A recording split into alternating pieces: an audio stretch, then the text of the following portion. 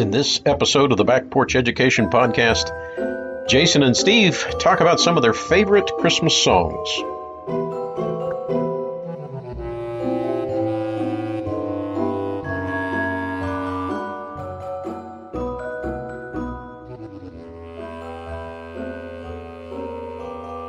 Steve, it's the most wonderful time of the year. It's beginning to look a lot like Christmas. Joy to the world. You're a mean man, Mr. Grinch. Christmas music. Next year, for our next Christmas episode, we can ask, is there a better genre of music than Christmas music? Well, we could argue the finer points, but Right. The fact of the matter is it's one of those few aspects of the musical world that I would say most people have at least some taste for. Mm-hmm. Yeah. Probably more because of what it indicates than any great love for that particular genre. It's Christmas time, and so we want Christmas music. Right. And so the stores, if anything, drive us crazy with it. Sure. And we have these interesting moments in our culture where a very religious orientation gets the secular treatment, you know. Yeah. So my students the other day for study hall got a whiteboard going with sort of a NCAA tournament of Christmas songs. Oh, they got the bracket out. They got the bracket out, Okay. yeah. And they're going at it. And I come in and they say, "What do you think, Mr. Elliott?" And I said, well, I note that of the 32 entries, as best I can tell, only 4 of these mention Jesus. So we got the final 4. Let's hope they don't play each other early. Well, I think only one of them maybe made it to the final 4. Oh. But they were surprised that they had done that. Mm. And I guess it was a little surprising to me that there's that many 20-some secular songs out there well-known enough. Because in my world, of course, I'm coming out of a deep tradition of going to church Christmas Eve and having going caroling with my church even before then. And my parents singing them around the house and whatnot. And the religious ones were the ones that we focused on. Right. But there is a good chunk of rocking around the Christmas tree and all that kind of stuff that's kind of grown up. And Let It Snow, yeah, right. It's just the necessity of all musicians to put out a Christmas album. Yeah, it is. There's this massive bin of various covers of everyone wants to do it. Exactly. The Mistletoe or whatever. Yeah. Yeah. Well, it is a strange genre, but it's I guess, as you say, ever increasing. But, man, there's some real gems in there, right? Yep. Well, I jumped at it when you suggested it. Right. It is Jason's idea, if anybody needs to blame anyone. Yes, please. No, I get excited about it rather quickly for 2 main reasons. One, as an educational podcast, the opportunity to discuss music is important to me because I think music is an important aspect to education, and I'll say more about that in a few minutes. Wow, yeah, you're really laying it down early. Okay. Well, it's good. I got excited because I love it. We don't typically get too deep into music. One of the reasons I make my controversial statement is because of how personal music is. Totally. And that's the second reason. Is that when you suggested Christmas carols, that takes me to a very personal place. Like I said, the COVID has taken away caroling. Yeah. And it's killing me because I think this will be the first time in many years that I don't go out caroling with my school. It's a real delight to do that. I enjoy it. It's fun. Yeah. Who doesn't like giving out wassail? Or and receiving love it. And joy. No, but the whole experience, the impromptu, often unpracticed. What kind of talent can we pull together? Who's going to try the high note on a holy night and all this kind of stuff? Along with the delight of people coming to the front door and being sung to and whatnot. So there's a real. It's amateur, dude. It's so amateur. And it's pure right? Like level. Right. Exactly. In fact, you mess it up if you start bringing Right. boombox with you, or some. Get out of here with your second harmony. Right. If you have anything more than a pitch pipe to get us started on the right note, you need to go away. Yeah, we're just going to do this thing. Right. Okay. Right. And I so when I say amateur, we're tracking, but so that I'm not misunderstood more than usual. I'm not using the term disparagingly. Right. I mean, to me, it's ennobling. Right. Right. Amateur, the one who loves. Right. Right. I do it for the love of it. That's right. That's right. And that's great. It gives as much back as you give out with it. Right. And so the caroling, Lessons of Carols, is a part of my Anglican tradition. It's a ubiquitous part of kind of Christmas Day to have it playing in the house and whatnot. Yeah, right. And maybe more than any other hymns, they're the ones I could do a pretty good job. I'm not going to try it here on the podcast, but right, I understand. But they come to mind. If I hear someone singing Joy to the World, I can jump in without this necessity to have the music in front of me. Yeah. Other hymns that I've sung my whole life, I've sung infrequently enough. You know what I'm saying? We sing it here and there. You know the tune. You know the first verse. The refrain might be in your head, but you need help. Unless you start singing all 8 verses of Away in a Manger, I can hang with you. Yeah, yeah. And there's something about that. So that's getting back to my first point, is that there are some things, especially the things that you need to have with you, the academic short list. Okay. Like just for instance, in a mathematics course, there's certain formulas that you just need to have down cold. Sure. There's a sort of music that makes it easier. I'm not saying there's a particular tune, but I'm saying if your mind can make it sing, it has it quicker to recall. It's just like you hear the song on the radio and you start singing along with it. Right. If there's something to our memory and something to our learning that music enhances. And the church caught that really early. Thank God, yes. And has made a heyday out of it. Right. To where I'm not being disparaging towards the more modern church music, I hope. Mm-hmm. But the ancient church music was so theologically dense. Yes. And yet memorable. Right. That you could have an 8-year-old singing orthodox notions about the Holy Trinity. Right, right. At the level of an 8-year-old's understanding, but the mind is being fed this deep stuff, stored there for the rest of its life to be working off of, and making use of and falling back on. And I think that's a wonderful aspect. You know, I think what we're planning on doing is talking through a few of our favorites, but just as a place to start. Yeah, I think the churches and good schools' use of music, it is one of the 7 liberal arts. Right. It's one of the tools the mind uses to understand the world in which it lives. And I think that, not to go on into Dantean discussions of the harmony of the spheres or whatnot, but we're musical beings. Mm-hmm. And it does us good to hear these words. And I love the seasons of the church, and I love Advent and Christmas, and the meditations that have been put to your universal music. Right, the music is that thing that can reach across even languages, and draw us in. Yeah, we're musical beings. That's a part of man's exercising of his ability. Right. I mean, it's a virtue. I think. In particular, memory, right? One of the dominant metaphors of education is impression, right? It's the wax taking the impression, and I think that staying within that metaphor, music is particularly impressive. You know, as Augustine said, when you sing, you pray twice, right? There's this furtherance of the worship experience that goes beyond just the spoken word. It's the sung word.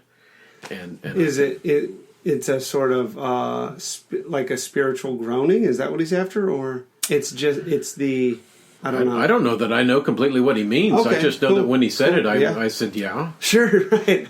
I'm with you. That, yeah. That the singing of a hymn brings with it the word content of the lyric, right, with the heart of the note, of the harmony, of the melody, right. And so Yeah, it you says, kind of I'm mean it more than communicating in once. two ways at Yeah. once. I like that. And that spiritual groaning, or that I could woodenly recite the Lord's Prayer, but as soon as you chant it or place it within a musical context, it's much harder to be removed from it. You're bringing yourself further into it. I think I have a perfect example of that, and I think it's one of the songs that you have brought for us, and that's "O Holy Night." The high note, as you mentioned already, right? Yeah. The high note of "O Holy Night." I would point to that note and say you're participating when you say "O Night," or when you sing rather, "O Night Divine." The singer is participating in that proclamation in more ways than someone who just speaks those words. Right. No, and it's a crescendo. Yes. Right. In music, much more obviously than in even the lyrical word of the poem. Because we could do in that poem, right? It's got the vocativo all over the place. Oh yeah. There is a verbal, emotional element to it. But when it's sung, Yeah. you're headed There's up. no question. If you're going to do this, you're going to hit that, Right. and you will feel it. I mean, I only try that in informal, amateur settings like caroling. Sure. Because if I blow it, Praise God. it doesn't affect the paycheck in any way, right? Right. But if you're in a formal, we've been practicing, and then you blow it, Yeah. everybody knows it, and it's kind of like, that's kind of a downer. There's just no downer in caroling. No. You can completely Ralph it. You can completely forget the lyric. Right, sure. And you're singing to people for free, and they're loving it. Right. And you're singing with people you love. It's okay. Right. It's okay. Yeah. So, just jumping in, right? Sure. You mentioned "O Holy Night." Yeah. "O Holy Night" is on my list because of caroling. Okay. It's a big deal to me. Yeah. And I'm obviously in grief over not going out. We can do it in my house, right? But Sure, there you go. Going out around the neighborhood's fun. Yeah. Taking something as simple and as beautiful as the Nativity, and just going for a spin with it. These days, because of how we live, for my school, it's loading us up in buses, and then pulling up and unloading and doing the whole thing, and then loading back up and whatnot. But we're out around the community. Yeah. Surprisingly, we don't tell them in advance we're coming. Right. We do go to a retirement center that knows we're coming. Yeah. But even there, the best part of it is not going where the people are sitting waiting for us. But not everybody can come. So what do? We sing a couple walking through the vast, this place is massive and has hundreds and hundreds and hundreds of people living there. Oh. And as we walk through singing, they come to their door and open. It's like being out in the neighborhood, but you're in an apartment building, so to speak. You're in the you're in the neighborhood. The acoustics are much different. I'll tell you that. But the surprise, the fun, the camaraderie. It's just the hot chocolate. Yeah. Or Cider. I'll say if they'll do that. And this song often is towards the end. You got to warm up for it. Yeah. I love the lyrics. I love the theology that it is teaching. It is in the poetic form. It's trying to draw you to a place. Okay. Right, that night. It's to me reminiscent, not as quiet, but the "Mary, Did You Know" song where you're. It's a contemplative song. Yes, definitely. It has a big range to it, which is, if you're an amateur singer, why not see what you can do? That's right. Right. And I think that it's just a great song that has stuck with me. It's just got a timelessness to it that I think is wonderful. Oh, absolutely. That one is the depth of the verses too. You get "Behold your King." Well, good stuff. Even messing with the chorus, where it isn't just the same, but a different point is being made. Right. He knows our need, to our weakness, no stranger. Right. Exactly. We do this once a year because we think the Incarnation is so important to education. And here's a hymn that recognizes this is a night of all nights. Something fundamentally has changed in the universe. God has become man, and that's. As the marketing guy would say, that changes everything. and it really does. I mean, that's an understatement. Yep. Right. That's a mystery we can't fathom. That that the eternal... But we get to participate in. Right. We don't have to understand it. It's just is. And we get to be a part of it. And it is. I mean, it's really a fantastic thing. Okay, so thinking about the night that changes everything. I brought two, and one of them is "O Come, O Come, Emmanuel." Mm-hmm. So that okay. So do you know the story behind this? No. Okay. So there are now. I did a little bit of research before this, and I found some people saying, "No, dude, that's not." So this is an open debate, perhaps, but this. I like it, and perhaps it will be enlightening to others as well. There are 7 verses, okay, and these are the 7 great antiphons. So short, absolutely, okay, absolutely, yes. And so you're sort of O come, root of David. Key of David, Adonai, Emmanuel, branch of Jesse, yeah, on Sinai's high. I'm not going to just... Bright and morning star. Right. I'm not going to get them right because, in my mind, these are super old. I think 5th century or 7th century or something like that. And anyway, from what I understand, the church would sing... O come, Emmanuel is the last verse that was sung. And it was sung on the 23rd. So they would sing one per day, right? Starting on, I guess, like the 17th. So sort of a song of ascent type. Right, exactly. And they would end on O come, Emmanuel. If you take the 7 titles of Christ... And you line them up, then the letters, the first letter, it's a what's it called, like an acrostic? That is the Latin is arrow cross, which is I will be there tomorrow, right? And so it's sort of a Christ responding to the church, right? Yeah. In our singing, his response is. So we sing it on the 23rd, then he comes that next night, right? Christmas Eve. So I like that. I like that, Well, and that older notion of Advent, which doesn't get a lot of airtime these days outside the more liturgical churches. Sure. But this kind of mini Lent, this time of preparation for not just, at least in my tradition, it is... both comings, right? The first and the yet to come second. Right. And this notion that our hearts ought to be prepared and ought to be ready and our wicks trimmed and our oil ready and so on. And the readings that my church gives us for daily prayer are rough. They're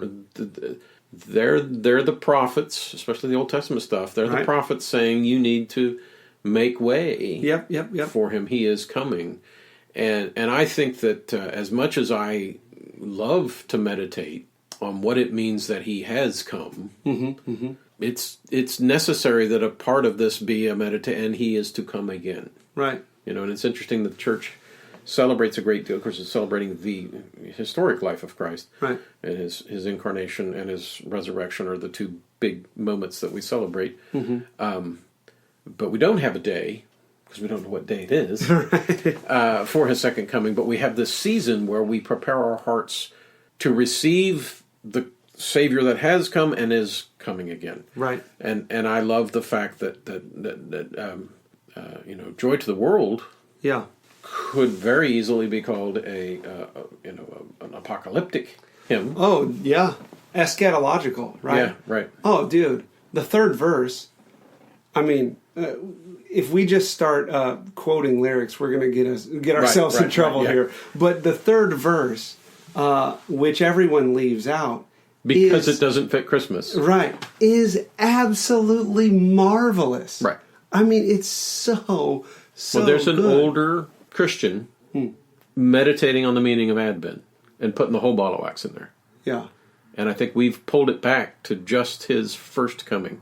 The babe in the manger is a lot easier to meditate than the lion, Right. Right, Right. The king on his steed, Right. But it's all necessary. It's all they that have this hope in themselves purify themselves. Right, John teaches us to meditate on his second coming as well. So That's right. I know I threw in there as well in the bleak midwinter. I do not know this one. In the bleak midwinter, frosty wind made moan, earth stood hard as iron, water like a stone. Snow had fallen, snow on snow, snow on snow in the bleak midwinter long ago. Very much like O Holy Night. There's a clear meditation in many of these hymns that moment was really significant, and to get it, we got to go back to it. Not in a cheesy sense. Sure. Although there are people that I think try that, but Sure. but in a meditative sense, Yeah. in a contemplative sense, in a true form of leisure, to be at ease enough to go back and go, what a world he came into. Yeah. That passage is John 1:14, I think. He came into his own, and his own knew him not. Right. You know, the humility of it, the manger scene, the no room in the inn, the whole. Right. You know, it always fascinated me as a kid that something so basic as a Charlie Brown cartoon Yeah. could get my mom to tears Yeah. because it's the truth. Exactly. It's just, Exactly. it's the point. Right. Right. Right. And I think that's what it was for me. Enough for him whom cherubim worship night and day, breast full of milk and a manger full of hay. Enough for him whom angels fall before, the ox and ass and camel which adore. Wow. Right, that contrast. That if I remember correctly, our first Christmas special we spent some time on, just the difference between there and here, and that he would give that up Right. to be here and to Right. have to, you know. Yeah. God could have certainly made an entrance much different than what he made. No doubt. But he was quite purposeful in how he went about it. Right. So this I'm going to have to incorporate this into my Christmas rotation because I don't know this hymn. But Yeah, it's a lesser known one for sure. yeah. The what immediately resonates or what immediately sticks out to me is one of my favorite things about Christmas music, Christmas hymns, is what we see here, which is I really like how in much of Christmas music, man is kind of late to the party. Yes. You know, Yeah. it's like, guys, humanity, everything else is already rejoicing. All of creation is already shouting, right? Proclaiming and singing. So join in. Yeah. Right? Yeah. Right? It's not a man boldly steps forward and leads creation in the... No, Yeah. it's not that feel. It's kind of the feeling I get all the time about the disciples, right?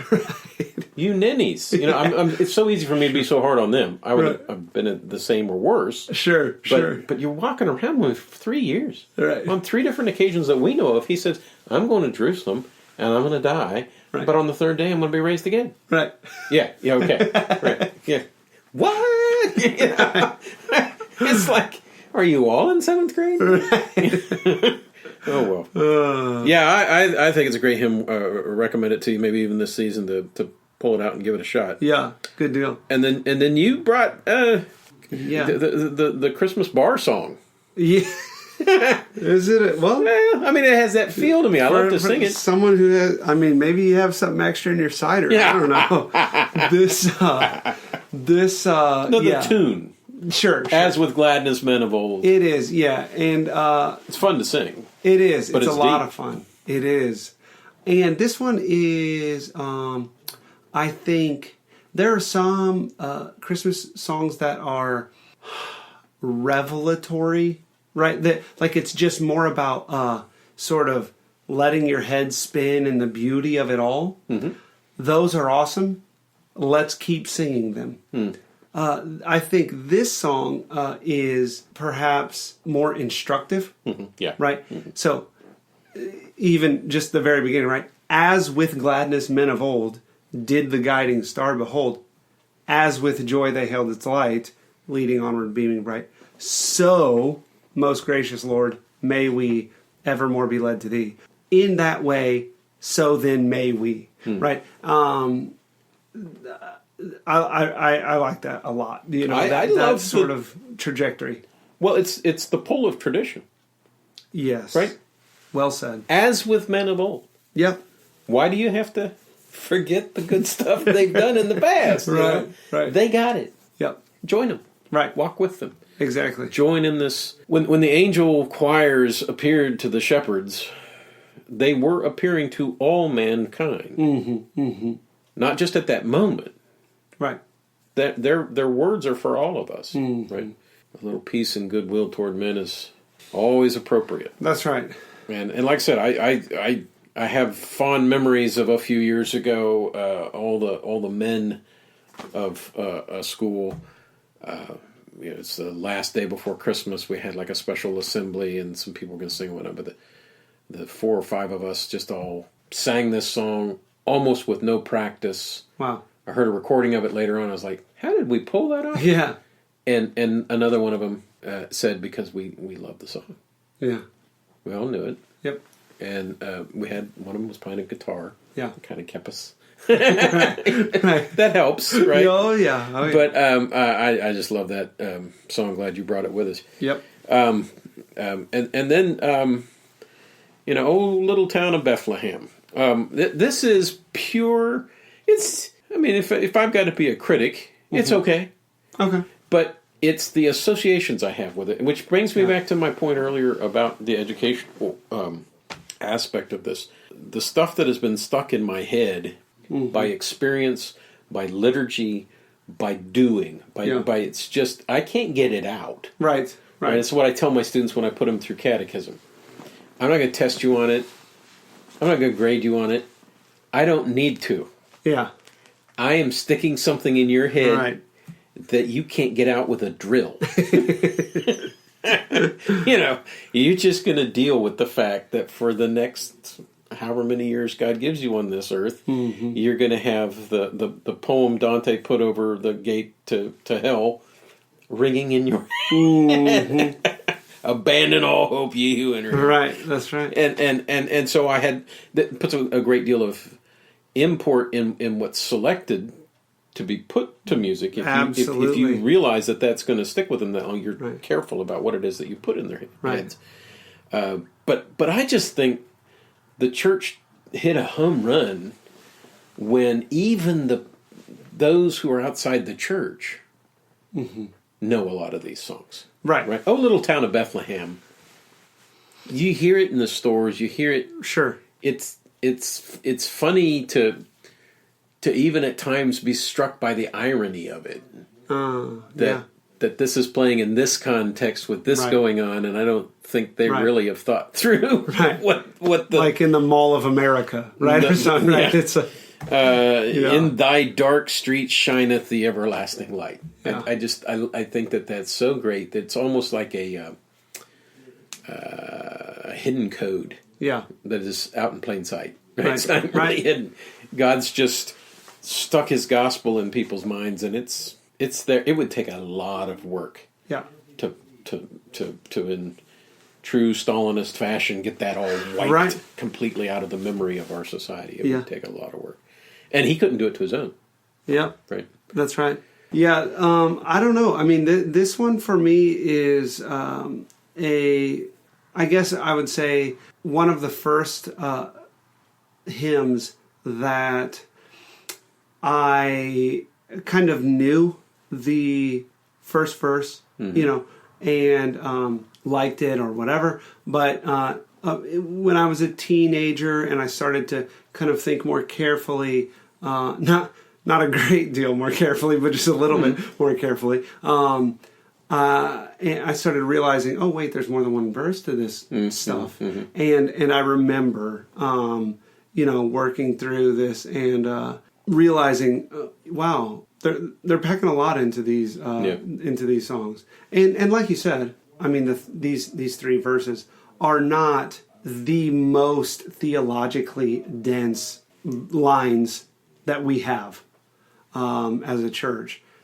However, it was meaningful at the time and still is. Yeah, I'm not going to argue that they're not. No, exactly. Useful. Exactly. So a story. One of the reasons that this came to mind. So my church got a new interim priest, and in our tradition, at the end of the service, after the blessing, the cross is processed to the back of the, and typically there's a blessing or a prayer or often John 1 is read, but he was new to our group. We never had him as a priest before, and the procession ends. We're waiting for whatever words he'll give. There's a prayer book blessing that is most typical, and I hear these words: how silently the wondrous gift is given. So God imparts to human hearts the blessings of his heaven. No ear may hear his coming, but in this world of sin, where meek souls will receive him, still the dear Christ enters in. The service is now ended. Wow. We all said our part. Yeah. But I went up and I said, this sounds really... Where is that in the prayer book? She says, that's the third verse of... I said, oh, that's where it's from. But spoken, not sung. Sure. I came to where that was a very meaningful part. He was, I said, interim. He was there for probably 2, maybe 2.5 years. And every Sunday, your soul kind of waited for that quietness. And there's a lot of quiet, meditative, Silent Night and Oh Holy Night. Well, it gets a little loud. But A Little Town and Away in a Manger. Right. These very plaintive, quiet, almost begging to be sung at midnight. Yep. Or sung at least in a meditative, quiet way. I know my mom sang Away in a Manger. It was a big tradition of my home. My mother was quite a musician and singer,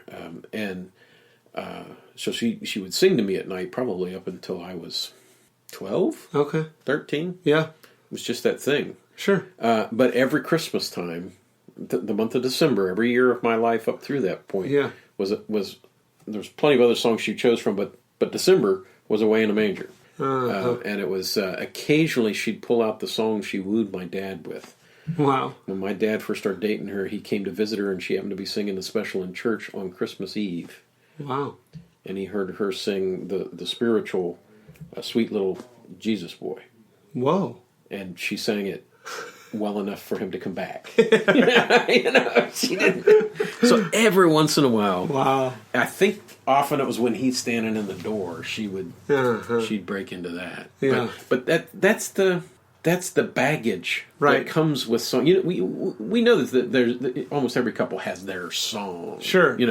Or you remember the song played at your wedding, right? Or you'll hear a song and remember some event from that. Mm-hmm. But Christmas is full of these family memories and these significant memories, and this music that's very seasonal. I know a few people that get it started right after July 4th. Sure. But for most of it, it's pretty seasonal. Yeah. From Thanksgiving to New Year's, you're going to hear it, and you're going to wrap your memories in it. And I think that's just a fascinating concept. Yeah. Well, it's layered. Yes. Right? It doesn't set off one thing, right? But it sets off, whoosh, there it goes, Yeah. One thing that's particularly meaningful for me is my grandfather was a preacher and he could sing, play the guitar.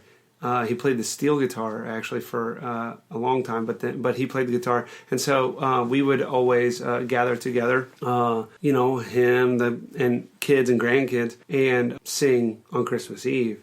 And so even when I am hearing these, when I'm singing these hymns, I hear the organ, right? Because I've been in churches where the organ is just blowing you out the door with all of its splendor. But I can also hear that guitar, and it's a really special set of songs that can. Well, you use do that word impression. Yeah. And you've got these things impressed on your memory that are precious and easy to bring back up, because it's like it's a whole package. It's not a thing; it's things together. Right. And I think that's especially the sung voice. I'll just always have my mother's voice in my head because she and I sang together so much. Music is one of those completely worthless things that makes life so much better. Yeah.